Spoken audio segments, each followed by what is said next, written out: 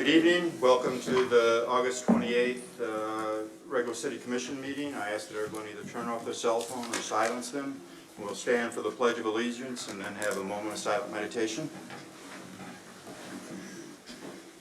I pledge allegiance to the flag of the United States of America and to the republic for which it stands, one nation, under God, indivisible, with liberty and justice for all.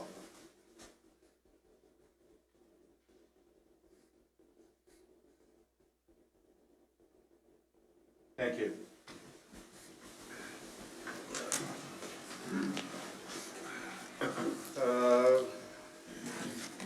There's one item of old business, consideration of previous meeting minutes from August 14th regular meeting. Any comments, questions, additions, deletions from the commission? If not, I'll take a motion. Mr. Mayor, I move that we approve the minutes from August the 14th, 2018 regular meeting. Second. Motion and second to approve the meeting minutes from August 14th. Begin voting. Commissioner Griswold. Aye. Aye. Aye. Aye. Passes 5-0. Next items, 4 items will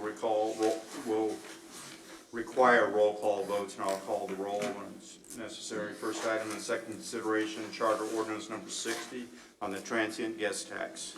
Mr. Mayor and Commission, as a brief reminder, this is a change to our charter ordinance regarding the city's authorized use of the transient guest tax, which is paid at the hotels in the city of Leavenworth. The change of the charter ordinance simply broadens and more clearly defines the uses of those transient guest tax to allow the city to use them for economic development type activities, as well as activities that promote tourism and conventions to the city of Leavenworth. So it's just a more descriptive and a little more broad definition of the uses of those funds. Nothing has changed from first reading. Any questions or comments about this ordinance, commissioners? Requires roll call vote. I'll call the roll. Commissioner Bowder. Aye. Commissioner Dedeke. Aye. Commissioner Wilson. Aye. Commissioner Griswold. Aye. And I vote aye. Passes 5-0. Next items, second consideration ordinance number 8084, Uniform Public Offense Code. Chief. Mr. Mayor, Commissioner, we're back for second consideration. I don't believe there are any content changes from 2 weeks ago, but I think Carla and David might want to talk about some technical issues. And then there is still the remaining outstanding issue about whether you want to adopt the standard public offense code as it relates to littering and the differences that we talked about a couple weeks ago. Carla? The ordinance that's before you discussed this with the city attorney, and based off of the last meeting, there was a consensus to go ahead and adopt the littering as it was in the ordinance from the state. So that's been revised, that we took that out as an amendment or an exception. And then one other section, possession of drug paraphernalia in 9.92. Just some statutory references were made in that from the first reading that you saw. So nothing substantive there, it's just a statutory reference in that. In section 10.23, trafficking of counterfeit drugs, that section was removed from the ordinance because it wasn't really necessary, because it mirrors exactly what is in the UPSC that we are adopting. So there was really no reason for that. So that's been removed from the ordinance that you saw in first consideration. And then section 10.6, air guns, air rifles, bow and arrows, and BB guns. We just moved that within the ordinance, but again, there was no change to the language, and it was just simply moved within that ordinance that you saw in first consideration. Just to go ahead. Oh, sorry. Just the one thing I would add, and this goes to Mr. Wilson's question at the end of it, is that we did check, and the littering ordinance in the UPOC cross-references the littering ordinance in the traffic standard in this one, so they do cross-reference each other. So I know there's some discussion about we've got a littering change in these traffic ordinance, we've got a littering in the UPOC. They do cross-reference each other, so that there isn't, that you're not applying both. Okay. Situation. I did have a question on the fine though, because that was one thing that was done in the commission a year and a half ago. So with the state code that we're adopting, can you refresh my memory on what the fine is for littering? Is it in the vicinity of $500, or is it something less? Or It's a graduated schedule that would go up depending on the number of offenses. So each subsequent offense, the fine would go up. Off the top of my head, I think the max fine in the UPOC is $2,000 for the fourth offense. So it continues to go up each subsequent one. Under the UPOC that should be adopted, the first conviction is not less than 250 nor more than 1,000. Second, go from 1,000 to 2,000, and third or subsequent, not less than 2,000 nor more than 4,000. So those are stricter than what was in the code. Right. And frankly, the language of the UPOC is also, it's a much shorter provision, but it's also broader in its coverage. So this covers, I think the original code you had, kind of did a laundry list of different items. This basically is, if it's anything that it should be, it's littering. So you've got broader coverage under the UPOC and stiffer penalties for littering. So will we have to change our signs and say 500, maximum 500, make it up to maximum 4,000? We'll have to look at the signs. The signs are guidelines anyway. Right. What would be applicable would be the ordinance, and so we'll look at those and match. Okay. Any other questions from the commission? None, call the roll. Commissioner Griswold. Aye. Commissioner Wilson. Commissioner Dedeky. Aye. Commissioner Bowder. Aye. And I vote aye, passes 5-0. Next item is ordinance number 8085, standard traffic ordinances of 2018. Chief, I believe this is yours again. Right, unless there's technical changes in this one, it's ready to pass. Are there any No changes changes whatsoever? to first consideration. Yeah, the only thing we did was confirm the cross-reference to the UPOC as to the littering, which is in Okay. both sections. Any questions or comments? Commissioner Bowder, how do you vote? Aye. Commissioner Dedeky. Aye. Commissioner Wilson. Commissioner Griswold. Aye. And I vote aye, it passes 5-0.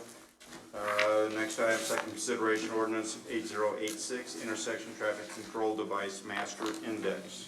Mr. Mayor, Commission, if you might recall, at the very end of my presentation, there was one particular intersection that was still under review. That was 14th and Seneca Street. We did install a stop sign at that intersection, and that's included in the last draft master index. But other than that, it's ready to proceed. Any questions, comments? If not, Commissioner Griswold. Aye. Commissioner Wilson. I vote aye. Commissioner Dedeky. Aye. Commissioner Bowder. Aye. Passes 5-0. Thank you, Chief. Thank you, sir. Next item is new business. First item is citizens' participation. This part of the meeting is reserved for citizens that would care to address the commission or present petitions to the clerk. And if you're here to address the commission, it's for items that are not on tonight's agenda. Anyone care to address the commission? Did I see a hand up back there, sir? Oh, you're, okay. Seeing none, move on to item number 6, employee benefits plan renewal. Our HR Director, Lana Lanter, will handle this item. Mr. Mayor and Commissioners, presented for your review and approval this evening is renewal of our employee benefit coverages for medical, dental, and vision for the new plan year beginning December 1st, 2018. And going through the renewals this year, we were again able to work with United Healthcare and renew with no plan design changes for under the 8% budgeted amount. The original renewal coming in at 7.33%. Again, that's with no benefit plan design changes. Delta Dental, we were in last year a flat renewal, so there was no increase last year, and they gave us a 5% rate cap for the next 2 years. So this year with the experience, we did have a 5% rate increase with Delta Dental. Again, no plan design changes on that one. BSP, we were at the end of our second year contract with them, and that is one of the topics that has been under discussion for several years now through the employees based on the lack of benefits that is offered under our current vision plan. BSP came in with a renewal of 3% with no plan design changes, and in looking at that, we figured it was a good time to send it out to market and see what else was available and at what rates. So we did bid that out and received 5 responses back. And the providers offered the same increase in benefits, which changed the once a year eye exam stayed the same with the $10 copay. Once every 2-year frames, lenses, contacts changed to once a year, and the benefit allotment increased from $120 to $130.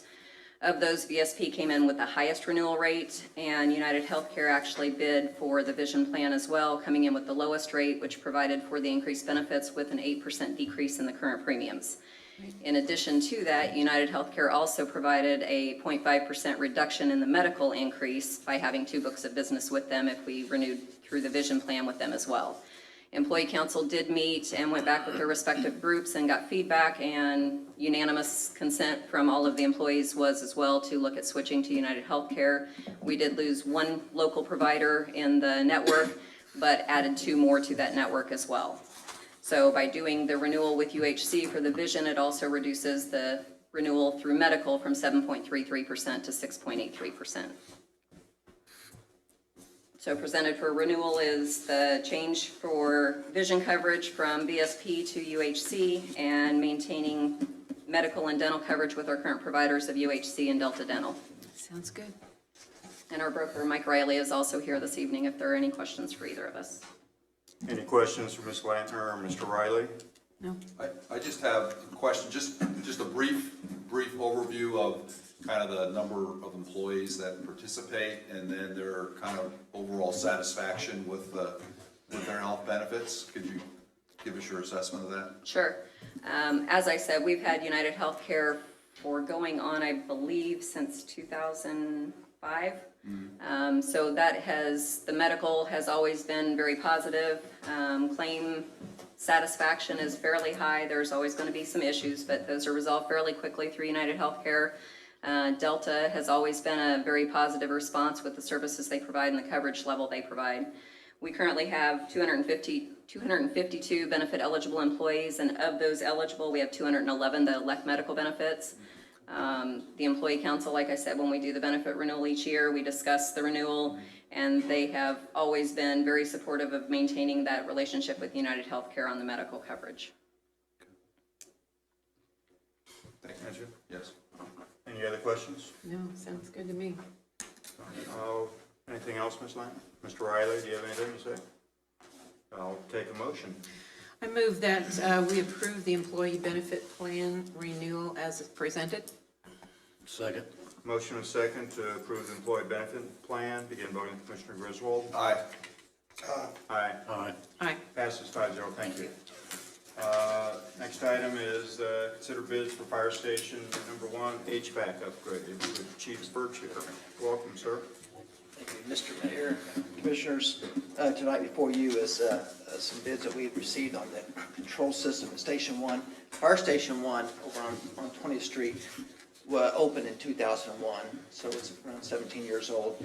The mechanical side, the HVAC system is comprised of 2 boilers, 4 AC condensing units, 2 air handlers, 1 for heat, 1 for the cool. It's got a dual duct system that runs to these things called VAV boxes. It's got dampers in them. And it has basically 18 thermostats, if you would, thinking your house having 1. So it's a very complex system. And it's the control system is kind of a web-based system where you can access, you don't actually have a thermostat on the wall, you can access it on the computer to adjust temperatures and stuff. Over the last 5 years that I've been there, that we don't go to a summer that the AC is not working, and we haven't went to a winter where we didn't lose some heat. It's been continual problems. We've had different people come out and look at it and do the repairs when we call them out. With the dampers and stuff, at one point, the system was off enough that it caused a lot of moisture issues, and when you got moisture, cool, damp areas, and you get other health issues. So we've had to deal with that. We brought in several different companies just to look at it overall, just to give us a general opinion and all. And basically, it all kind of come back to the control system is out of whack. We visited with the chief maintenance officer over at the school district, us having 1 boiler, the school having about 13 boilers, a little bit different than the normal forced air. He come over and spent some time with us going over it. Thought we had a decent system, it just that obviously there was some things that need to be done to adjust it. The thermostats, if you will, the control system, when it would tell a damper box open or close, it's not functioning, it's not working correctly. We actually had a company come in that was going to try to reset it back to ground zero from like the day it was put in. And after 4 or 5 hours, they come to us and said, it's we're wasting your money and our time. This system, we can't get it even go back to reset where it needs to be because there was different components and things that were out. So visiting with the school district's maintenance guy, he suggested that we look at getting with an engineer firm to come in and take a look at it. That's what we did. We brought them in. They analyzed it, come up with kind of the same results. The control system needs to be, reworked, replaced. And so we asked them to write the scope of work for us. That's what they do. So they wrote the scope of work for us, and we went out for bid for a new control system. There's still the boilers themselves that will have some issues. The AC units will still have issues, but the control system is what operates it. Basically, like I said, it controls 18 thermostats and those VAV boxes. It can push cold air and warm air at the same time, to try to keep everything equalized. If you think of in your house, if you go down the basement, it's going to be cool, or upstairs may be right, but if you had the thermostat down there, then it would be too hot upstairs. Well, this here kind of regulates all that, 18 different settings. So it's a very complex thing. That's what I'm trying to convey. And anyway, the way that the engineer wrote it up, we ended up with two people bidding on it, but he went directly, he wrote it up so that the control system people themselves, which there's not that many that specialize in that, that's who bid on it. They could have been, HVAC companies that would have did it. They'd be more like a general contractor. They'd still end up hiring one of these two companies to come in and do it. Right. When we got the bids back, they were real close. The base bids was real close, only $330 apart. Control Services is who we recommend. They currently, that's who the school district uses. That's who also is up on the fort, up on post with all their boiler systems. One of the things that you might notice in here is alternative. And what that is, at Station 1, you got the overhead doors, the big, where the trucks are at. When them doors open up, air can come in there. Okay, and sometimes that air comes in and then someone happens to open a door into the living quarters, with the air pressure, it can push the air in. And of course, the diesel exhaust, doors open, they can hook that into, we've already got this ductwork previously in there that they could hook into the control system that would kick on and suck out so it wouldn't push that air in. Because what you're trying to avoid is getting diesel exhaust, which is carcinogen, into the station. As you know, a few years back, we bought the Plimo vent system, which is a hose that hooks directly to the tailpipe. So it's capturing that diesel exhaust at the source. Right. So really, there's no need to having that. They just seen that we had the ductwork, so the engineer on his own kind of threw that in as an alternative, but we just don't see any need in even doing that. Okay. So anyway, staff recommends moving forward with the Control Services Company for $54,770. How old is the current system? Well, the station opened in 2001. Right, so it's 17 years. Yeah, okay. And that system has been a money pit since we've opened it, so. One of the plans too going forward is and we've already talked to a few companies, we're going to get on a preventive maintenance where someone comes out, kind of services before the heat and cool. But at this point, it's been so out of whack, it'd almost be useless until we get the thing where it's working operationally. Do you get a warranty with this system? Is there any type of warranty with the system? That's a good question. I'd have to look at this thing again. I would think there'd be some warranty, but maybe not with but this covers both heating and air conditioning. This is the control system for the thermostats. Okay, got it. Which covers everything. I got it. It's all run by computer-based thermostats and stuff. It opens and closes dampers and things like that. But the actual compressors and condensers and No, that's separate. Okay. A boiler could go out this winter. We'd Got it. have to redo that, the mechanical side of it. Okay. Any other questions for the chief? No, I don't take a motion. I move that we approve the bid from Control Service Company not to exceed $54,770 for the Fire Station Number 1 HVAC upgrade. I'll second it. Motion and second to approve the bid from Control Services Company as presented. Again, voting Commissioner Bowder. Aye. Aye. Aye. Aye. Passes 5-0. Thanks, Chief. Next item is rental inspection, review, and discussion. This is not something that there'll be any motion or any action on tonight that I'm sure by the commission taking a vote. I'm sure there's gonna be plenty of action, but none that we're gonna vote on. So I'll give this to the city manager, Mr. Kramer. I'll let Julie Hurley start on this, and then as we go, feel free to, we'll have a conversation, is the way that I'm looking for this tonight, to talk sort of about goals and objectives, identify some problems, and then we've done a review of what other cities do. I think Julie's looked at about a dozen cities in the state of Kansas. It's important that you only look at Kansas, even though we're in the metro, because the statutes that regulate this kind of stuff are specific to the state. Julie's also visited a number of cities that have these in place and identified a couple that have successful programs. So I'll turn it over to Julie. Hey, Mr. Mayor and Commissioners. As I recall, looking at a potential rental inspection program is one of the goals that the commission set as part of your goal setting process this year. And so, as Paul said, this is really just our first step in having a discussion. So tonight we'll just kind of look at where we're at as a city, what we've got in place, sort of what our current situation is, and what some other cities have done and found to work well for them and maybe not work so well. And then just really turn it over to you to have a discussion and ask questions and kind of figure out a direction that we might want to go moving forward from here. So right now, our housing stock in the city, we've got over 50% are rental properties. And in just taking a cursory look at our numbers on GIS, we've identified about 6,100 addresses that are likely rental units. So that is a fairly high number.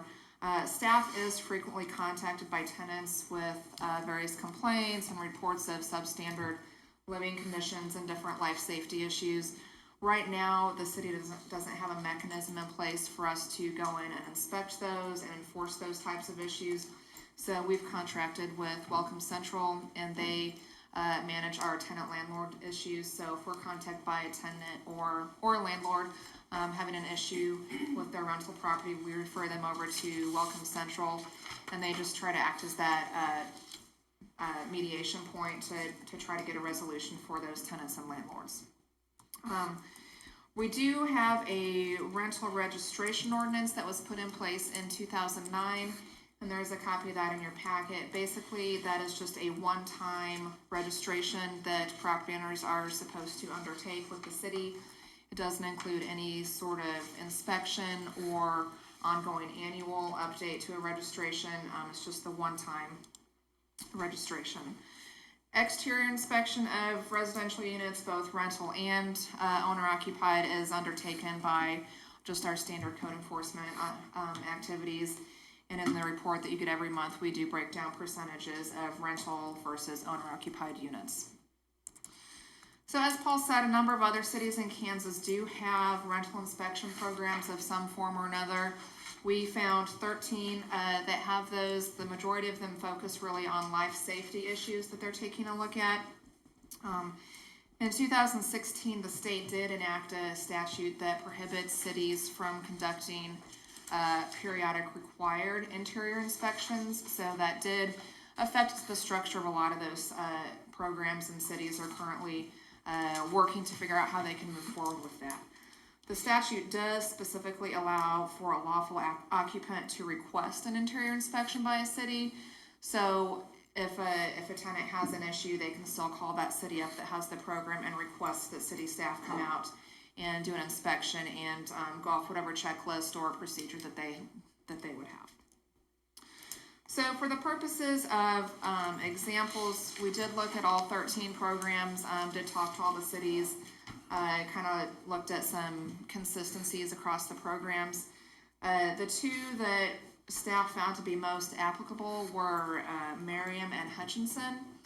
Merriam's program has been in place for over a decade. I think it's about 15 plus years, and they've had a lot of success both in terms of compliance from their landlords and just in terms of a steady decrease in the number of complaints they have in those units and just even exterior code violations that they see on rental units with that program being in place. Hutchinson's program was just put in place in 2016, just prior to the state changing their statute. Hutchinson has pretty similar numbers to ours in terms of percentage and actual hard numbers of their rental units in town. And in talking to them, they said that in the first 2 years of the program, they've been able to get a 95% compliance rate in terms of rental property owners registering their properties. And so they're still working through, that initial first couple years of the program and getting a good schedule for inspecting those and what works for their staffing level. But they did have pretty similar numbers to ours in terms of what they've got. Both of the cities have a relatively streamlined and simplified process for registration and paying fees. The fee structure is fairly simple, keeps that easier for both the landlords, the property owners, and city staff in terms of managing the program. Other programs that we looked at had other complex registrations or inspections or fee structures that didn't seem like they would be real workable for our staff in our city. Some other cities, their programs were simplified to the point of not really having a very big impact on the rental stock in town.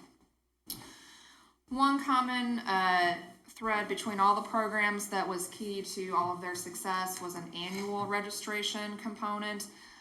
So that would be a registration that property owners would have to maintain and update on a yearly basis instead of just the one-time registration like what we've got currently. And so that really allows cities to better track those properties. You're getting updated contact information so that when you do have issues that come up, you've got a good contact point for those property owners.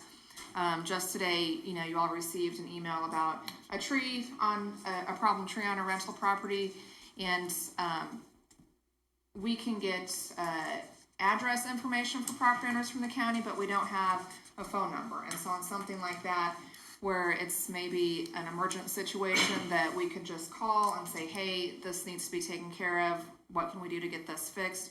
We don't have a phone number for a property owner to contact them relatively quickly. So that's one way that something like that could help, and just better communication for staff and the property owners so that we could resolve some issues without having to maybe issue code violations, and we could just, have that communication working a little bit better.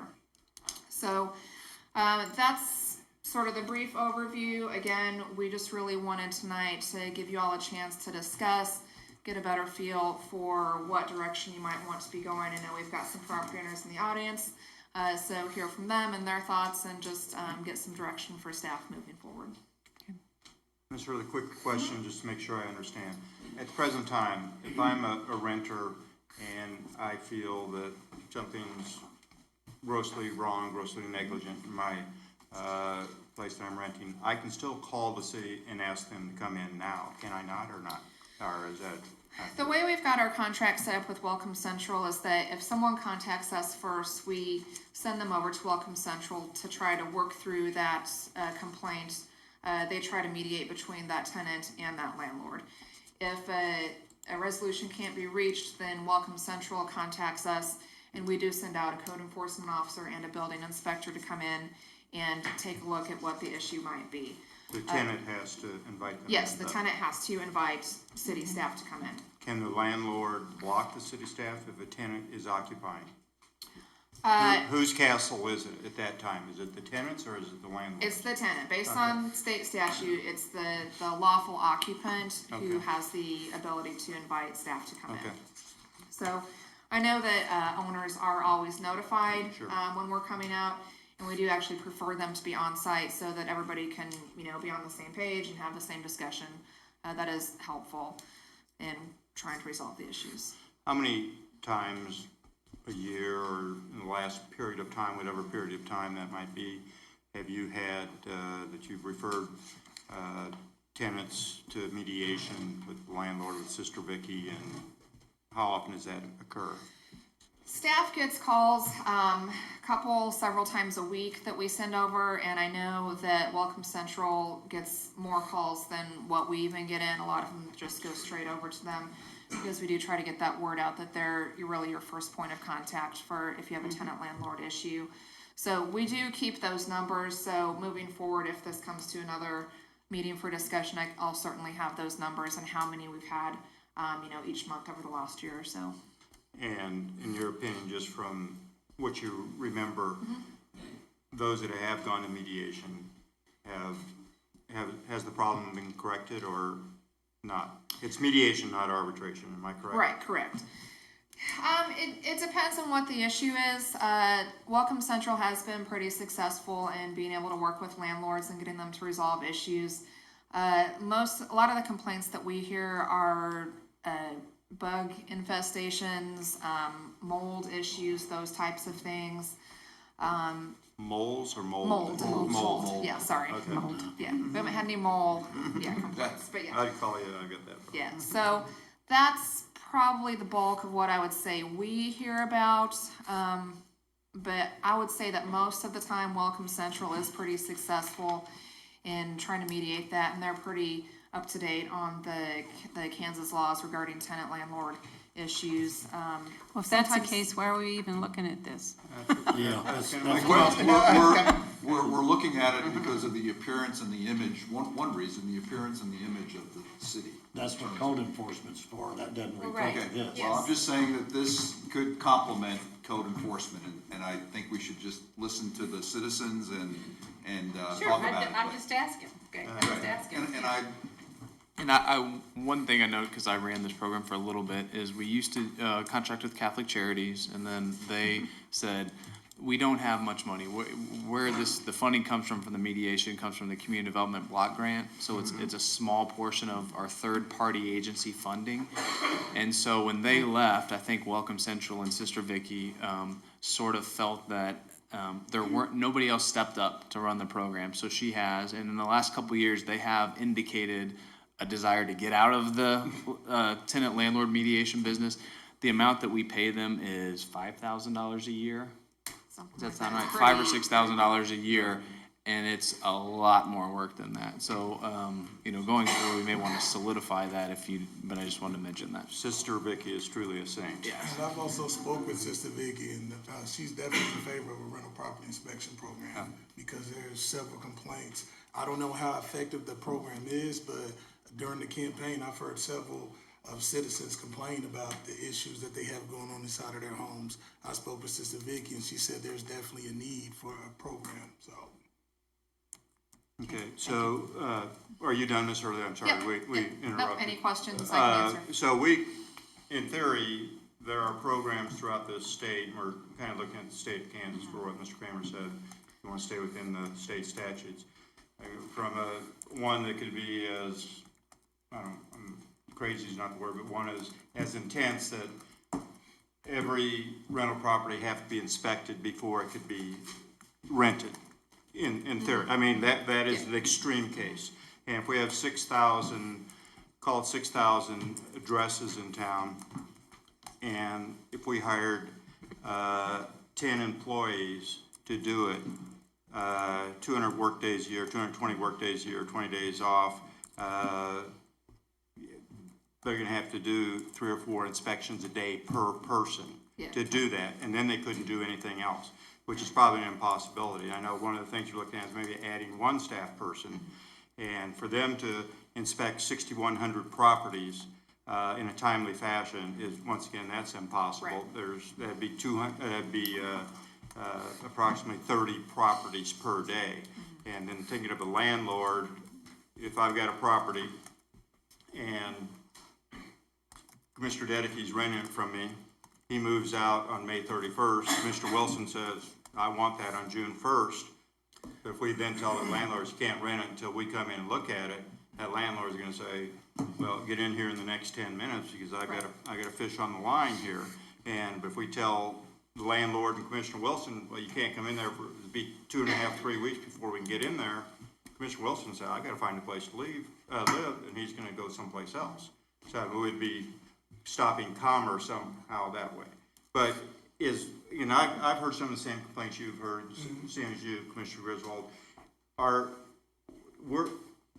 we looking at having a program for people that have legitimate complaints that we put more teeth into it, rather than, we have a mediation program right now, and quite frankly, if Sister Vicky and the landlord can't come to an agreement, the landlord, I'm not gonna fix that toilet or the mold issue, and that's the way it's going to be. She'll try to convince them to do it, she's probably fairly successful, but, one of your thoughts that we put something that has a little bit more teeth into it, not necessarily a pre-inspection, but if somebody calls it, I've got a problem, my landlord's not taking care of my toilet, or I don't have any heat or mold, whatever it might be, then we can go in and the building inspection person goes in and tells them to do something, is that? What are Yeah, your which thoughts? focuses on the health, welfare, and safety of the tenants. And I don't know, I think it's a big job. We have no idea what the resolution rate is for these Right. complaints. And anecdotally, we've heard things. I suspect that it's, I don't know. I just don't think it's, we have no way of knowing. I don't think it's that great, but who knows? But we certainly heard anecdotally that there are problems. Yeah.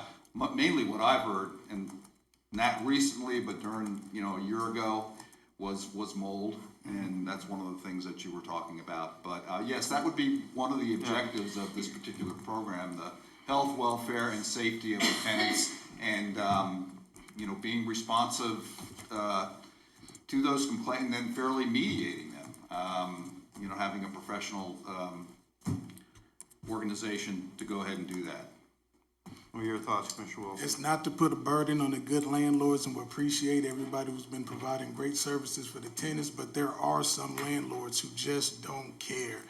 Not to mention any names, but if a tenant calls and say that my furnace is out, I've had mold in my house, and that landlord refused to come in and to provide them the good service, no person should be subjected to living in that type of environment. And so I'm in favor of the program because no landlord should want to put a person in there just because they want to make a quick buck. Everybody, no matter what their finances are looking like, they still deserve a great place to live in a healthy environment. So I'm in favor of the program. To echo what Commissioner Wilson said, obviously we have 6,100 rooftops, addresses in this town that are rentals, which is, I think it's more than 50% of the total properties. That means we have quite a few rentals, and we have quite a few people that are in the rental business. And for the most part, and I'm grabbing numbers out of the sky, 90% plus of the landlords in town, they run a decent business. They're in competition with other landlords, and the product they want to put on the market is good for is acceptable. But there are those landlords, I don't know if their landlords have multiple rooftops or if they're the individual have just one property, that there are issues with it. I imagine every city in the United States of America that has any rental property, and probably every city does, there's probably some pieces of property that the landlords do not take adequate care of the property or the tenants. So, those are things that we have to consider, but I definitely want to talk about this, and obviously there's no way that we're going to make any decision tonight or probably in any near future. So much work that has to be done with the city attorney and everyone else, but we have to hear from the public. But I want to make something that does protect that tenant that Commissioner Wilson and all of us are concerned about, that they've got a major problem, life safety or health issue that's not being addressed. But I don't want anything that's going to handcuff the legitimate business people, the landlords here, and that's a fine line we're going to have to walk as we go forward on this. So, what are your, Commissioner Dedeke or I've Commissioner got quite a few thoughts on Go ahead. this. I guess first of all, what type of inspection are we looking at? We're sitting here talking about the ground rules, but we don't know what we're talking about. Well, I don't know the specifics, but we're talking external. We're not talking internal. No, we already do external. We already do Yeah, external. that's all already covered under code. But not at the time that the registration is being made for, right? I mean, when a landlord registers with the city, is that when the inspection's being made for these? Currently, Currently, what's happening in Leavenworth with respect when they register their properties, for the $20? we don't do any sort of inspection. Now, and the two cities that you talked about do though, don't they? Or They do not do it at the time of registration. Both, Okay. the two cities that I use as an example in here, they both have, I think it's the January 31st renewal date. Okay. And so then throughout their year, then they schedule inspections, but it's not you have to get inspected prior to registering or getting your But they are license. scheduling inspections? Yes. And so we're not scheduling inspections now, But- are we? But are they? Well, they're- exterior. And so- Exterior, right, yes. I understand it's But, exterior. but here's, and I understand that, but I'm feeling that code enforcement Are you doesn't. telling me code enforcement does that right now? No, but let's say we do put that in, how are we gonna inspect 6,100 I don't know, pieces? I that's- don't wanna get, I don't know Yeah. whether it's possible, and Yeah. that's the work the staff has to do. Well, we got because- 3 people that's driving the streets daily. It doesn't take that much to drive by a house, either in front or if you have an alley, to drive by the back to see if the resident is taking care of that place, either an owner or a renter. Jot it down and send them the letter. I do believe, Commissioner Griswold, that rental properties are being inspected or looked at by code enforcement, by citizens that call code enforcement. They don't know if that's a rental or privately owned home, and say, that place is a dump, can you send code enforcement out there? You get calls from, I know you get emails from me quite often, and I don't know about the rest of the commissioners, but from citizens about that. Can you look at this particular issue? Because I get calls from many citizens. So I believe that is being done. As for, do they walk around a house? No, but I don't know if that's an overreach. I don't know. I mean, but just thinking out loud here, I don't know. To answer that question, they're not allowed on the property. Yeah, without an invite. Yeah, without. Is that true? That's correct. For those Yeah. two? Yes, if a property owner invites us on to maybe look at their neighbor's backyard, if they say, hey, my neighbor's got a bunch of tires in the backyard, you can come in onto my deck and see it, Right. then we can do that, but we can't go onto that person's property. I mean, you can get an administrative Yeah, warrant yes. to do Yeah, that. yeah, without, And that, jump through that hoops, you can get it hasn't done, been yeah. our practice to do that.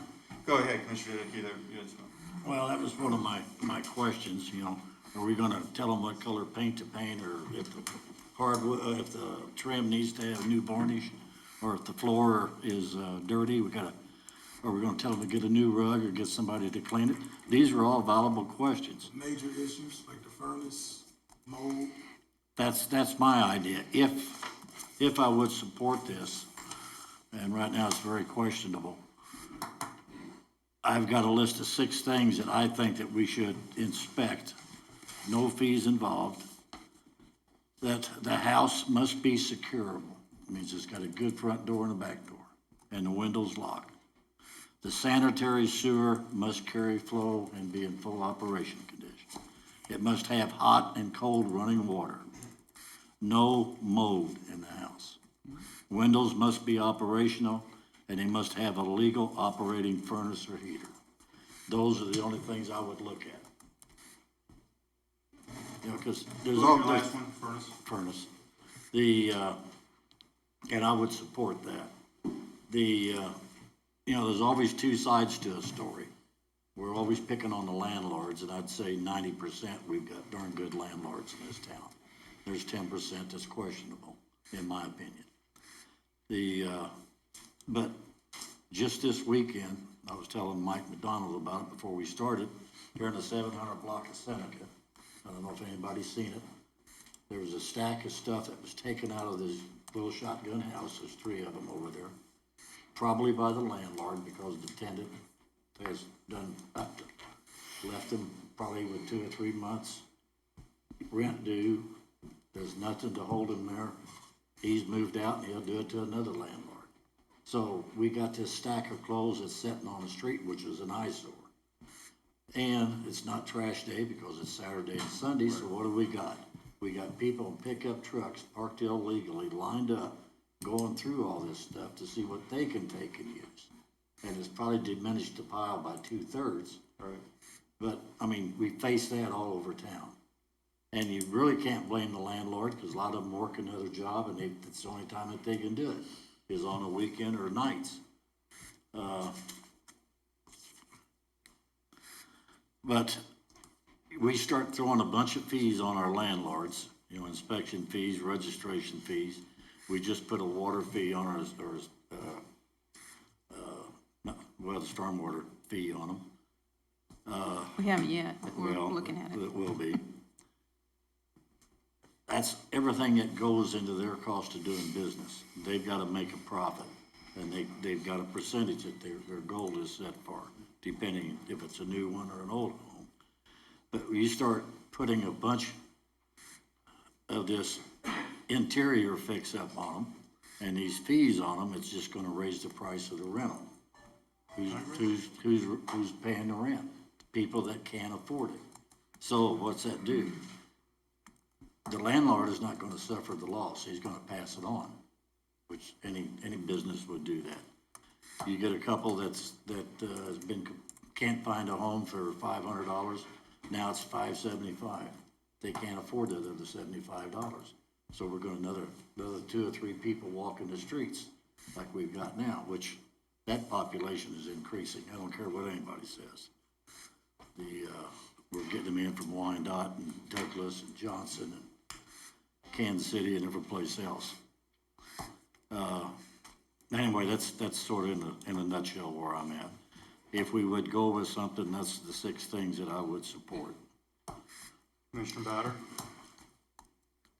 I'm concerned about, I mean, I'm seeing it from maybe a different angle here, but I don't believe you should have, you need to have rental inspections in between rentees, because they clean up, I mean, everything gets cleaned up before the next person comes in, because there's a lot of competition around town for those rentals. So I don't see any reason to do that. What I'm seeing is, and talking to Sister Vicky and that too, is the renters who've been there for a while, renters who've been in there for a while, and then they can't get something fixed. And I've seen that in my own neighborhood too. And I'd like to know, I'm sure Sister Vicky's got data on it. I'd like to know how many calls she gets, how many she has to mediate, and maybe if we have to take over that part of it, I would be willing to take over that part of it. I don't want to put a bunch of fees on, on on rental agencies. And because, like you said, it just gets passed on to the first people who rent too. But I like to see what her success rate is and all that, and then we can fall under the state laws in regard to if somebody calls and we want to mediate and we want to go in, then we could go in. But I don't see any reason to have a great big program just for rental registration. Well, what's Commissioner Griswold, go ahead. Inspections, what I meant. Understand. And when we do this again, when we have another discussion about it, I'd really like to understand what Hutchinson and Merriam, what they see as the value added for the program that they have, and a little bit more in terms of specifics of how they're doing it, because these are valid concerns. But now, do you know already, Ms. Hurley, in terms of Hutchinson, do they have I'm sure they have a code enforcement unit, correct? And they're doing the rental inspections in addition to their normal code enforcement, or? Yes, both Merriam and Hutchinson have standard code enforcement and then a dedicated staff person for rental inspections.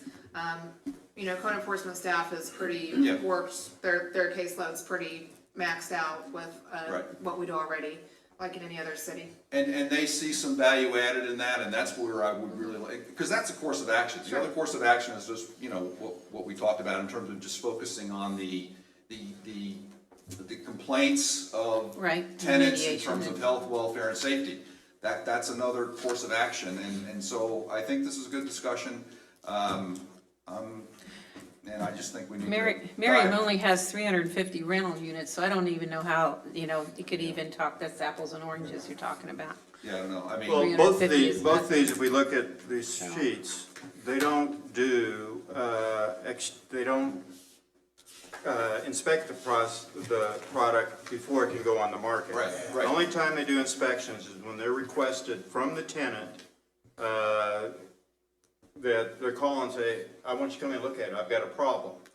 Then, as I understand it, they come in and inspect, the city comes in and inspect, no charge. But they find something wrong, like a sewer issue, some of the issues, say, one of the 6 issues that Commissioner Dedeke said, then they'll say, you've got, if it's life safety and, That is no certainly. toilet or something, Right. you probably have 24 hours. But Right. other things, you know, you've got 5 days to correct this, and we come back, we got to charge you $25 to come back in and make sure that's right, so we can check I thought it off. was a little bit more expansive than Yeah. that. That, I hear what you're Yeah. saying, and I understand that approach, Yeah. but, I thought it was a little bit more expansive, but. The one thing that I think might be good about a rental inspection for like these 6 issues that Commissioner Dedeky said, and of course we discussed that, are for those tenants that are, you know, I don't want to say living in squalor, but from landlords that are not taking care of the problem. And as I've always said, Sister Vicky's a saint. But if we take it inside, I don't want a mediation program. I want an arbitration program. And we're going to make the call, not, okay, let's all kumbaya here and let's all get along. Right. Here's the law, you know, your sewer doesn't work, it's got to be fixed. You need a furnace in there or whatever we determine, rather than a mediation that we all, that goes nowhere. That's my thought. How we do all this, this is much bigger than this flow chart here or this matrix. But do you have any other comments? I'm going to ask if there's any of the landlords or tenants here that would care to speak. And once again, we are not making any decisions tonight. We're not putting anything in place. This is a process. This is going to be a long process. How long it's going to be, I don't know, but I know it's not going to be tonight or the next meeting. It's not going to be solved. But we will welcome input. First of all, do any of the commissioners have any more to say? I just had a couple of questions. Go ahead. How many hours a day do your people stay on the road? They're in the field about half the time. There is quite a bit of paperwork that they have to do back at the office in terms of getting cases logged in and followed up on and court cases filed and all of that. But they're in the field about 50% of the time. Okay, thank you. Any other questions, Well, comments? Go ahead. Just so we all on the same sheet of music, so we're not speaking about a pre-rental property inspection program, correct? I don't think, Commissioner Griswold may have thought, had some. I don't think so, I Yeah, mean, because but I that's- just wanted to get into a little, next Yeah. time we meet, just a little bit more detail about how these other cities are doing Yeah, it, so. I just kinda wanted to ease the tension maybe if that's what. Yeah, Right. it'd be, in my opinion, it'd almost be impossible. Yeah. But if it's something The physics that, of that would be impossible. yeah, you look at 6,100 properties, you know. You certainly have to phase it And we'd in. shut down commerce in this town because Right. I would invite anyone, I don't care if you hire the Kansas City building inspectors, come to this town on June 1st or May 31st to June 10th when the turnover is huge and ask them to Yeah, get it done. You exactly. couldn't get it done. Impossible. But if we do have something, I want something that has some teeth and we have And focusing on the tenants that's complaining. yeah, and those landlords Yeah. that are habitual offenders Right. do Yeah. put some teeth in it that they're no longer habitual offenders or no longer allowed to possibly do commerce in town. But that's when we do, if there is, quote, a death penalty. Sure. But we're not at that point Right. yet. Now, I saw something. Can I bring up one item? Yes, that I don't Mr. know that I've heard the commission address it, just to give us a little direction. Where do we stand on the licensing aspect, the annual licensing aspect? Whether it's no cost, whether it's $5, $10, regardless of the cost or no cost, the licensing, there's not a rental inspection program run that doesn't have a licensing process because you don't know who is in the program. Right. And I know that could be considered a burden to have to do that, but we do it with daycares, we do it with anybody who sells liquor, we do it with anybody who has a massage establishment. There are a lot of licenses. We don't have a general business license in the city of Leavenworth. But any actual program would really not function well if we didn't know who was in the program. I thought the registration program would have taken care of that. We get their name, we get their phone number, we find out where they live. This is the owners. The registration was a one-time thing, and so we have hundreds of pages of an Excel document that probably 60% of them are worthless or gone or changed, and we don't know where they are. The contacts are out of date. I mean, it's. I would be okay with just getting the information every year, you know? I just don't think there needs to be a charge for it. If there is what we have now is registration, not licensing, is that correct? Yes. Okay, It's registration, not we did even that in annual, it's a 2009 and one-time, 2010, right. and everybody signed up, and we've got a spreadsheet somewhere that says that, and I don't know that it's worthless, but I'd say 50% of them are worthless. Not 100% of them, because some of these folks out here were here in 2009, they registered. But, I don't like the charge for anything either, but I think if you have a registration a licensing as opposed to a registration, there might be some charge with it, but I think it should be minimal, one to cover some of the costs. And if we're going to this point, and I don't know that we are, and this is up to the commission, are we going to the point that we're gonna put some teeth into a program that if there are landlords that are habitual offenders, and I'm not talking minor things like little paint, I'm talking the 6 things that Commissioner Dedeke brought up, they're habitual offenders on that. We really don't want them in town, and I would suspect most of these landlords that sit out here in the audience, they'd prefer they not be in town either, because they all get painted with a broad brush, that everybody here is, they let their houses just become dumps. That if we have the licensing versus the registration, we then have some teeth that say, we can revoke your registration, and you can't, if it would go to that point, you cannot do business in this town anymore until, certain hoops are jumped through or something like that. Now, I'm not saying that's where we're going, that's one of the thoughts, where this would. We got that authority. Well, I think you do have that authority. Any city has that authority. If we decide to do that, we can stop businesses from, we send out notices. Remember the Knights Inn Hotel? We shut them down. And we shut down other businesses in this town. And those are gonna be rare cases. Hopefully, they'll be very rare. It's not like we wanna go out tonight and shut down 500, 10% of the rentals, which is 610. Not that, we're talking. Does the military still have the list that if you were off post and you were a business and you didn't do things right, you treated one of the military wrong, they would put you on the list? Yes. And you were not allowed Yes. to go on post, and the military was not allowed to come to you? Absolutely. Okay. We dealt with Let's that. do something like that. Let's Yeah, start out simple. Yeah. Let's don't get Well, I'm Yeah, all for write a this. dictionary on this. Yeah. Let's just principles. And I'm completely with you. I don't wanna start off with anything. I'm just throwing out ideas. Anything else? No, the other thing, if we're gonna put some, and I agree and agree with your comments about putting some teeth into to help the health, welfare, and safety of our, of tenants who, a very minority have problems, and we wanna make sure that we can meet their needs. I think it would be very hard to do that unless you have, some type of licensing or tracking that's accurate. I think it's just, an administrative nightmare if you don't have that, if we try to enforce a program that has some teeth. I've got a question for Yes, sir. the mayor. He was talking about, he wanted an arbitration rather than just negotiate.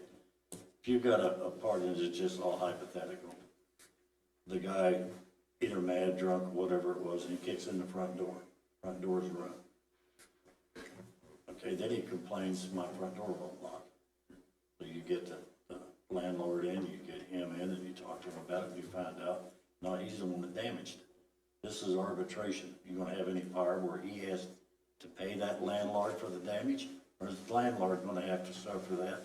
And I don't this gonna move know. out? That's a very good question. I So think that that's what I'm saying, this Yeah. is not gonna be a real simple thing. It's something that we need to. this is gonna take, this is gonna take months, and this is, our city attorney's gonna earn his pay on I this. think the question you're getting to is whether this is kind of an expansion of a code enforcement type action, or is this, and I don't wanna speak for the commission, but I don't think you're wanting to get into the business of resolving landlord-tenant disputes, such as who is responsible to pay a bill or things like that. And I But think what your I'm saying- scenario probably goes more to that. And probably the scenario in that case, if you were to do something, you would say, well, this doesn't meet code, and you're not gonna get involved as to who the issue is, so you probably go to the owner, and if they need to have a private lawsuit between themselves, that might be something they would. Yeah, if you can find they would exactly do. they'll move I don't know out. that the city, I would not recommend that the city get involved Right, I in wouldn't those either. types of private disputes. But to continue on Commissioner Dedekey's example, I don't know that, we did say it has to have locking, and I don't know if that's not, that's one that we could add. But one, let's say, the same tenant, I don't know, kicks in the door, but he takes a sledgehammer to the toilet, and there's nothing left but a hole in the floor there, you don't have a toilet. And there's something that, in this day and age, building inspectors go in saying, you don't have a working toilet, you got 24 hours to fix it, or we put unfit for human habitation on this house, everybody out. Then, we've got, Would be a quick eviction. yeah, well, I mean, I know, it would be that, but it'd be that type of thing, we just say, the house is unfit for human habitation, and how the tenant and the landlord solve it, that's up to You them. wouldn't get into Yeah. you wouldn't get in the middle of that. Yeah, but before they could, if they had a reinspection, they'd have to have a working toilet, and whoever paid for that, so, I mean, there's a lot, this I'm just thing, bringing you're you bringing up. up great. Other burdens that the landlord suffers that people are not aware of. Yeah, no, They think it's money there's in the bank, hundreds but of, it's there's not. thousands of things that will happen, can and will happen with anything like this, on both sides. Anything else from the commission? I did see some hands out there. Ma'am, please come forward. Please identify yourself. Thank you so much. I'm Sandra Van Hoos. I have worked for about 5 or 6 years with Sister Vicky through the putting together the program for Welcome Central and the homeless shelter. The phone rang early this morning, and it was St. Vicky, letting me know that she had been called away for a few days and asked me to come tonight to express her thanks to you for this conversation tonight. I'm going to try to read through the notes that I was scribbling early on. First of all, with the landlord-tenant contract program that we have with the city, she feels that there is a need for more regulation. We are happy to have the continued visitation of rental housing, which we do, and the advocacy for the tenant rights. And she appreciates your help and advocacy for, and your continued support for the regulation of those tenant rights. Now, she does believe that we do need some strengthening of the regulatory part, and whether that is through municipal code or whatever. She is certainly sympathetic to the needs of landlords. You spoke of those few landlords who simply do not stay up to code, and I think this is our concern also. I want to just briefly share an experience that my husband and I, he is also with on the board, had in one of the visitations we made. It was a young couple with a baby. The baby was crawling and would be walking before long. We found mold and mildew throughout the house, especially in the kitchen. In the bathroom, the toilet was not working at all. There was a hole in the wall this big. We have photographs of all of this. A hole in one of the windows. There were cockroaches crawling on the ceiling and light fixtures and on the walls. There was peeling paint, which, as you know, a child would eat that. This would not be a good thing. Now, these are the people we are concerned about, and these are not most of the landlords who are wonderful, who are very good, but we feel there is a need for more regulation of some kind to help deal with this. And whether that would be through a municipal code, which might be easier for landlords and for the regulatory people to deal with, that's a question for us, but we would hope that you would keep that in mind. But again, I would give you her voice. Please say strongly that we feel that there is more regulatory, that we need more regulation in some of these areas. Ms. Van Any Hoos, questions? Yes. that example you gave, obviously, the house, was The it somewhat people disrepair? finally left. Did you bring in the landlord? As And how was it I resolved? understand we tried, and the family finally left and ended up in the homeless shelter. Okay, And we tried again. and in that case, Mr. Kramer and Mr. Waters, that tenant still can call the city and say, in theory, they could ask for a building inspector to come in right now. Yeah, but they our don't. experience is that a lot of renters are reluctant to do that. Yeah, but I mean, but that still is available to them. Absolutely, absolutely, yeah. But I understand many renters are reluctant because, you know, they know if they become the squeaky wheel, they don't have a place to And in live that potentially. situation, we would have potentially had to remove the family from the house because of the lack of Yeah, operational sanitation. Okay. But again, she thanks you so much. Okay, And I'm thank you. sorry she could not be here. Thank you very much. There used to be, I don't know if it was loosely organized or tightly organized, a landlord association in this town, in Leavenworth. I know they kind of got together around 10 years ago when some of these discussions went on. Is there anyone here that kind of either officially or unofficially represents that group that'd like to speak? Mr. Wiley, you have to come up here and identify yourself. Hello there, I'm Bruce Wiley. First, I want to compliment this commission for all the, I'm hearing a lot of good common sense coming from every commissioner here. In any business, there are bad eggs. I don't care what business there is. If you're in the landlord business, there's about 10% that don't keep their properties up. I've been in the business since 1982.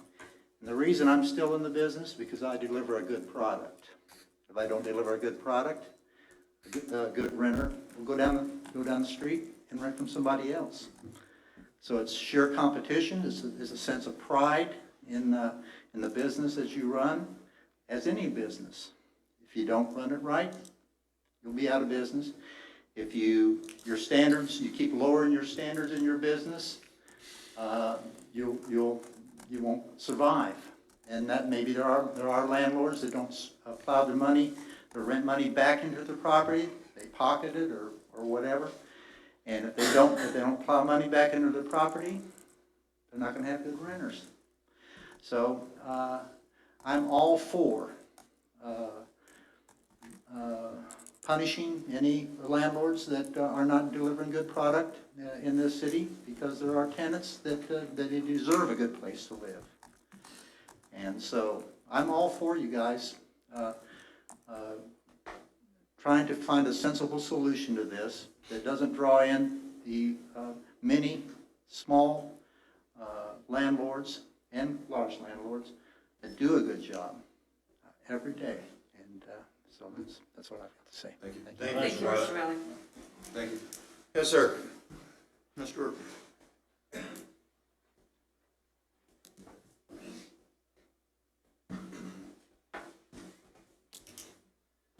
Hello, my name is Chris Urban, and I want to address the mayor and the commissioners this evening, and the rest of the city officials.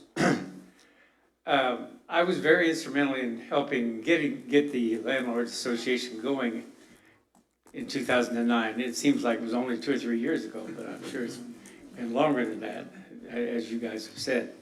Anyway, we as a group of people, I've been in the business for over 78, since 1978, over 40 years. I have a good relationship with all my tenants and get along fine with every one of them. And so, but there are some who don't.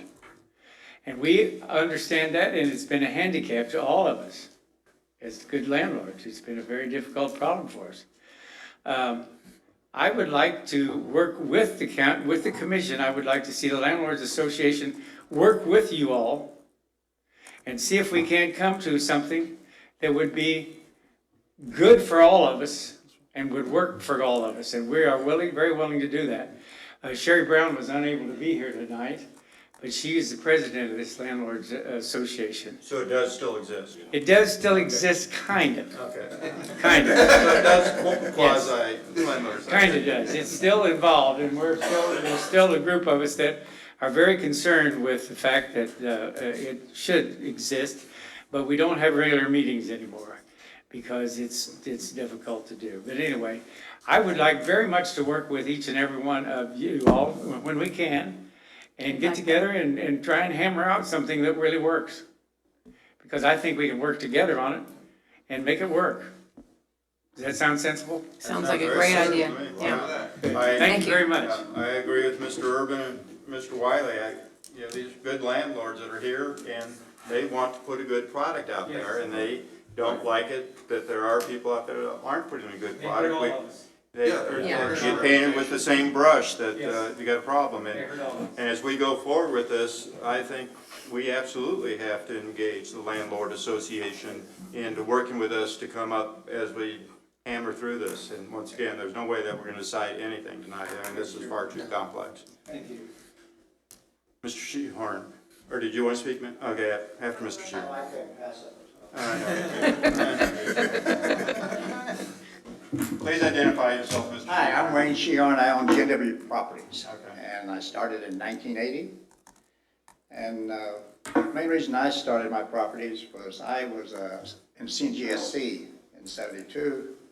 And I had to live at Cheyenne, 810, I think. There was a duplex there. And it was a little below standards, but that was all there was. So when I retired here in 1984, within 1980, I started GNW. And we manage our share of Leavenworth. So I wish I'd taken notes, but I didn't. So first thing I'd like to address is a little past. We started this register,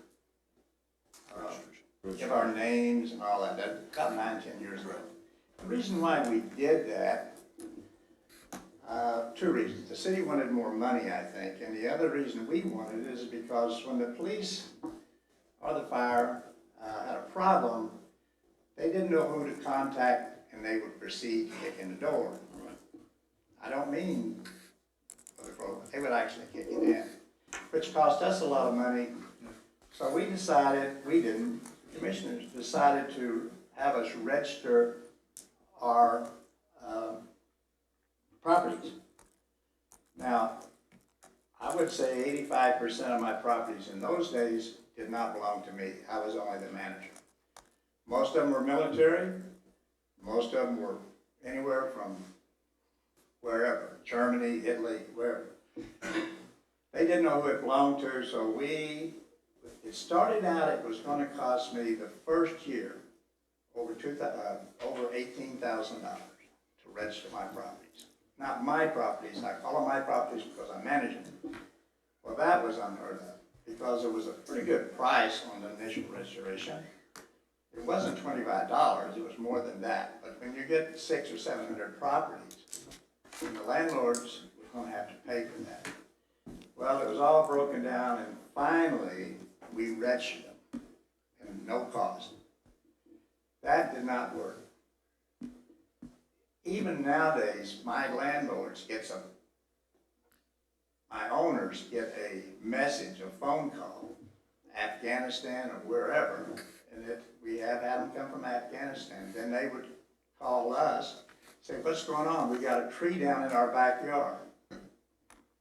Instead of calling me or my company to do that, that's how it went. So that system did not work.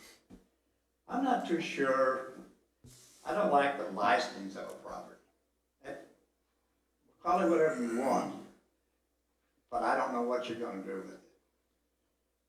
So leaving that aside, we should take notes on all this, but there are some landlords that don't really give a darn about their property.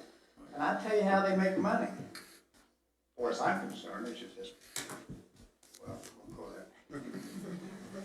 A young couple is, as you described, moves Mr. in. Shehorn, can I get you to move closer to the mic so the TV picks you up? I hate this. Anyway, this young couple moved into that apartment just like she described it. Mm-hmm.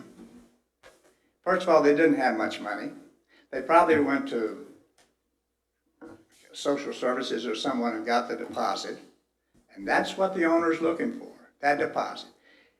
He knows they're going to move out because they're filthy.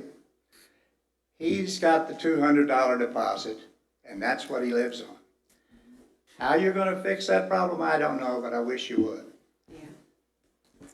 Yeah. This city has the best inspectors now that I've ever seen. They tell us things that's happening before we know. Around here, the trees are falling all over the place, big limbs and all that. The inspectors let us know that, and we're glad to get it from them because we can go clean it up, or the neighbors do it. When you say inspect the outside of the property, your inspectors are doing that now. That's right, yeah. We are. I mean, I've got people that, they'll buy a 1938 Ford, that's a wreck, but they buy another one because they're gonna use that one to fix this one. And in 2 years, or they don't last that long, but in a year, now we got 2 wrecked cars there. We don't know, you can't keep up with all that. But the minute the inspectors call us and say, hey, you gotta clean up this place, we get the people get a letter and we get a letter. Matter of fact, we get 2 letters, which one of them is registered, which costs $1.64. And it goes, we have to go to the post office to pick that up. But we get one at our house, it costs 48 cents. So we're wasting a lot of money there. We contract, or not contract, but we have regular people that go over and pick that car up. And they hold on to it or get rid of it, sell it or something. But we work that way. But that 5%, I don't know how you're gonna get rid of those people unless you come up with some. But there are people that live just on the deposits. I understand. Now, the 2 things that there's mildew and there's black mold. There's a difference. But you never hear somebody say, oh, it's black mildew. No, it's always black mold and you're gonna die in the morning. But we handle that, but it's very difficult to handle that if the people don't let us know it. We can go in and inspect a property, get it ready to rent. There's no mold. And in 2 or 3 weeks, it's like mushrooms. Yeah. Man, they grow. So we look for that because we know it's dangerous because black mold will turn into black mold. But I'm not really, I don't like the, if you're gonna inspect me, which is okay, but in the summertime when you're turning 100 houses or units, you don't have time to stand in line to get it, like you said. I mean, what you said was right on. These people, if I don't have it up to speed and nice, somebody else is gonna, and that's what it's all about. If I don't rent their property, that owner in wherever, Easton, is gonna say, hey, why don't you rent my property? Well, I'm waiting for the inspector. And I think the external part of this inspection is being taken care of by your own inspectors. If I was you, I would prefer to have the inside looked at. Dripping hot water tanks. Has that filter ever been changed? Do they have those things that you need? Furnaces, toilets, water. So that's about all I have to say. I want to praise your inspectors. They keep me up to date on, see, they look at decks, structural decks. I just put a brand new deck on 803 South 5th. Main reason that was because one of your inspectors said it's okay, it's safe, but it looks like, another year or 2, you're gonna have to fix it. Or replace it, I think he said. So we replaced that. So it's those things, your outside is being taken care of, roofs they look at, all of that they're taking care of, but they don't go inside. So that's all I'm saying is that the landlords that take care of that inside. I'm in competition with a lot of people here, and we all have pride. I tell my people, if you won't live in it, then we won't rent it. That's all I have. Thank you, Mr. Shehorn. Just Thank you. a couple things. I know you made a comment about the certified letter, and we do have to send out certified letters. That one landlord that gets $200, and then we write him a letter, he or she a letter, If it's not certified, they'll say, I never got a letter, I don't know what you're talking about. So by law, we have these certified letters. So yes, it is costly. It's more than $1.64. I know you said that, but telling you it's more than $1.64. price. And what I've heard, and you're next, ma'am, but what I've heard thus far from all the landlords here is they're not necessarily saying they're in favor of a licensing program, but they're in favor of something to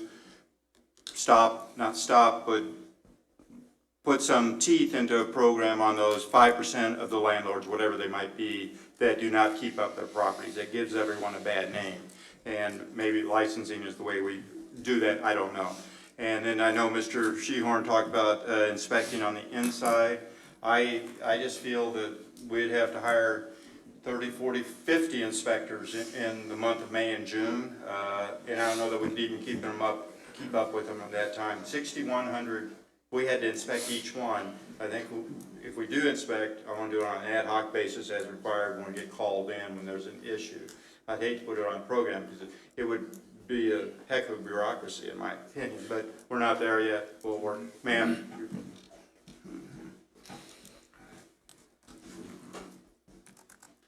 Hello, my name is Debbie Asher, and my husband and I are property managers, and we own a local company here in town. The reason why I wanted to come up here and speak tonight is because I keep hearing the landlord-tenant, landlord-tenant. We have property managers here in town, and like others have stated, we don't actually have control over those properties. Those are the property owners that make the financial decisions on improvements for those properties. We bring them an issue with a resolution to that and with multiple estimates, and it's up to their decision on how they would like to proceed. And in doing so, they're going to look at it some as a financial situation of how they wish to continue to keep their income flowing because they actually live off of this income. We all have property investors who are completely different than those who do this as a living.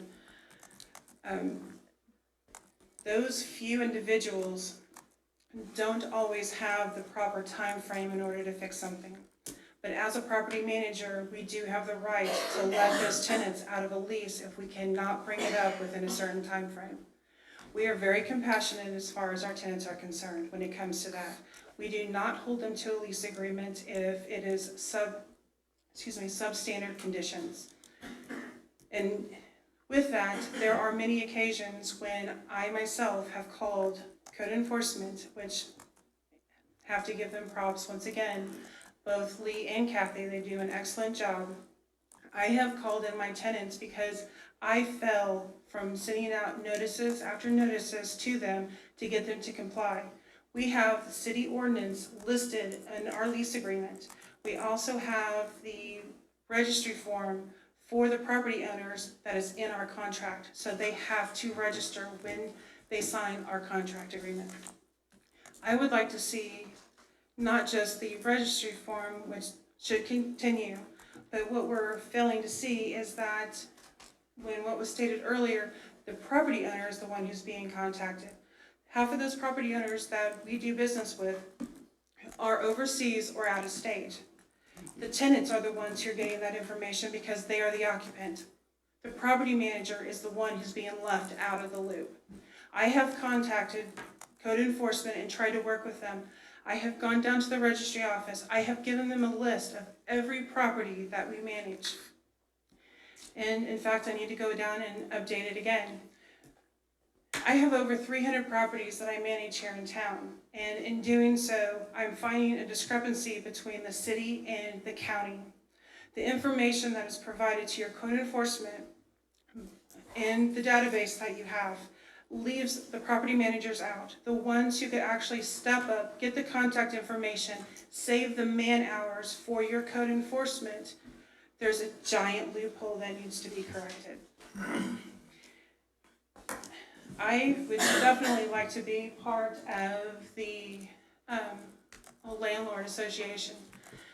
There are so many things that I have witnessed that we have corrected, that we've seen some of the living conditions from tenants that they've had to go through.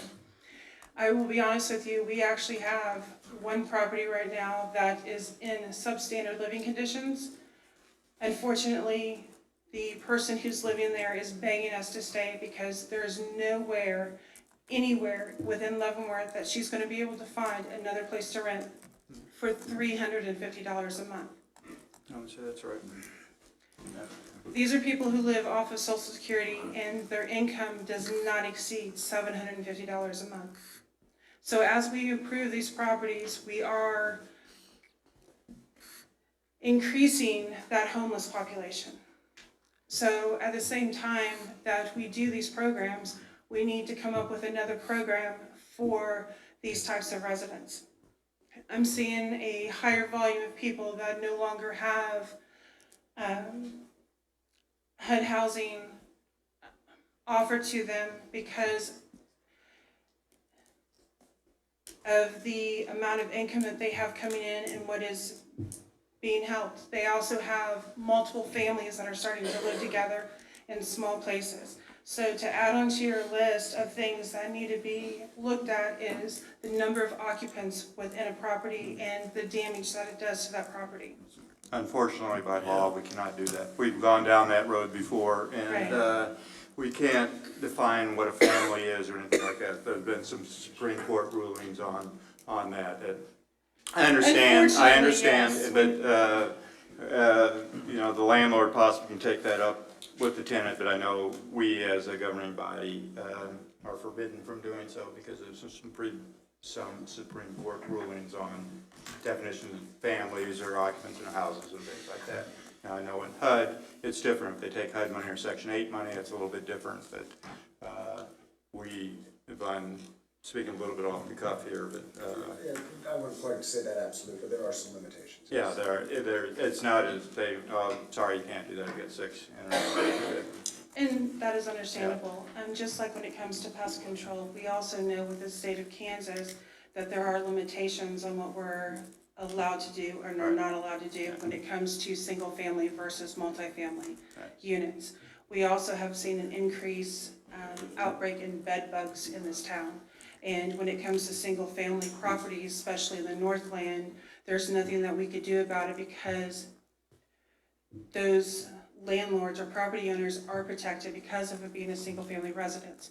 Well, this is also in a lower income neighborhood and these tenants cannot afford the treatment that is necessary in order to get rid of them. So as a result, they're spreading. No, and I understand the things you're saying.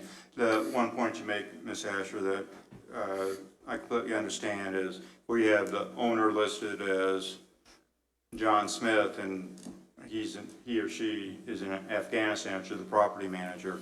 If we use some of the guides that some of the other cities use, and one Hutchinson has, theirs is if the owner resides more than 100 miles from the city, a local agent is required within the county. And I'm not saying we would do that, but We already have that. We have that, but it's not necessarily up to date. We have a local contact, but we know that list is 10 years old, and we have In a lot of cases it is. yeah, so we have that. So, I mean, those are things that we do. Thank you very much, Ms. Asher. Thank you, and understand what you're saying. And all those are things that we have to consider. Thank you. I have one question for you, Ms. Asher. Reference this home with family of 10 or 12. Why would you rent them if you have a 3-family home? We didn't intentionally rent to them. This is a property that we inherited in a package. We just recently learned that we have one person on a lease that has a spouse. Over the time that they've been living in the residency, a family member moved in with them with their spouse and a child. Then a second family member had moved into them. Now we have 3 different families with 3 different spouses and 3 different sets of children living in a. If you push the limits, it could be a 2-bedroom. Many cases like Yes. that in town, you know, that's the reality. That's the reality of the rental business, and that does happen. Did that answer your question? Yeah, basically. We do take steps to correct some of these things and try to find people the proper housing. But sometimes when the financial is not there, there's nothing that we could do for them. Okay. Thank you, Ms. Adler. Thank you. Thank you. Mr. Urban, While he's coming up, I'd like to make a quick comment. go ahead. I think we're sort of talking to the wall tonight, but the landlords and whatnot that are here, I would not be afraid to rent a house or recommend them to anybody. The ones we need to be talking to are the ones that are not here. The 2 or 3 big ones that survive off of these, I don't want to say it, these rental homes. Anyway, Phil? Mr. Urban. So you talked during my time and then cut me Okay, short. I'm holding you to 3 minutes, but please, and identifying yourself could take up to a minute, because I know you. My name's Phil Urban, I own Urban Music Store, I also have some rental property. Kind of scary, I'm sitting out there kind of agreeing with a lot that you said, Mark. And Well, thank you, Mr. Urban. When I was Sit on down now, man, I heard it. You don't want to hear Meeting anymore. over. You don't want to hear the however part. No, I know it's coming, but. But during the time I served on the commission, there was a few times where, more than once, where we didn't agree on things. Yeah, many But times. you're hitting it. And I think that the key here, you all hit it early on. Scrap the mediation and put some teeth in it and deal with the problem. Let the city deal with the problem. Here's rules, you can't be renting a house that doesn't have heat, or you can't, or sewer, or this or that. You don't need to do anything else, just put it in effect. However, when you do that though, you have to remember that not everything is as it seems. I've had situations where I had a door kicked in. Renter owed me 2 months back rent and been there 3 months. I'm trying to work with them. Oh, I got a check coming. What do you do? What do you do then? Get out? You gotta be careful how you tell them to get out, or you be in trouble.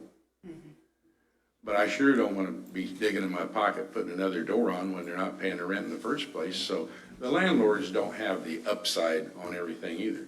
And what I'm picking up from you, Commissioner Griswold, is that you're interested in the look of some of the properties, and Yes. get off of the, okay, in all fairness. Right. Get off of the rental property. Get on the rental property and the privately owned properties. Sure. Because I can tell you, I can take you by the hand and lead you all over town. Sure. I can show you one right now that I can, from my business, I can hit it with a rock by throwing it. Sure. So, it's not just that, but I think we're all in agreement that there's a percentage of people, whether it be landlords or whether it be homeowners, they just don't care.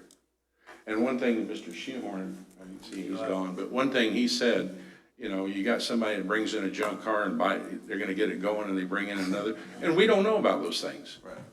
You know, sometimes we find out at the same time the city, if the city finds out and sends a letter, that's when we find out. And, but I think if you put some teeth, I think what you're after is to put some teeth into what you already got. We've got everything already in place. We had it in place when I was on the commission. All we have to do is get out there and enforce it. But we do have it, and if you get rid of the mediation on trying to work with them, find out who's to blame. That's the key thing. If you can put something into effect that will find out who it is. Is it the landlord that's blowing the tenant off? Or is it the tenant who's tearing things up? One other thing you have to keep in mind, you want to talk about mold and mildew and all this other stuff. There's a tendency that tenants don't tell you when a toilet's leaking or a roof's leaking. If you've ever been around, hopefully you're all fortunate enough to never had to deal with flat roofs. If you've ever owned flat roofs, you're always working on them. Right. Believe me.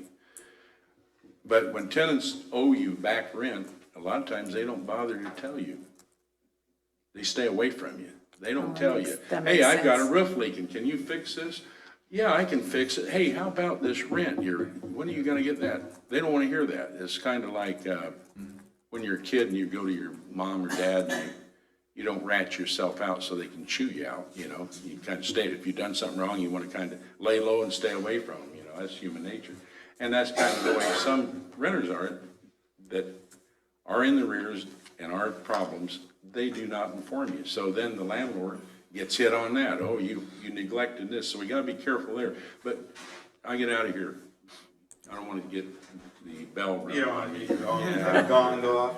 But put some teeth in it. Get rid of the mediation and put some teeth into, if there is a problem, where you can make a ruling on it and come down on these people. Thank you, Mr. Irvin. Thank you. Good seeing you again. You didn't mean I did too. I did too. Anyone else care to speak? Any other comments from the commissioners right I now? look forward to working with the association here. Anyone? I do too. In my opinion, as I stated, the whole commission's in agreement right now. We're not making any decisions tonight. We're teeing this up, and there's a lot of discussion that has to go on. I appreciate the landlords that are here, told us the issues, and they understand where we want to be. I think we're in agreement.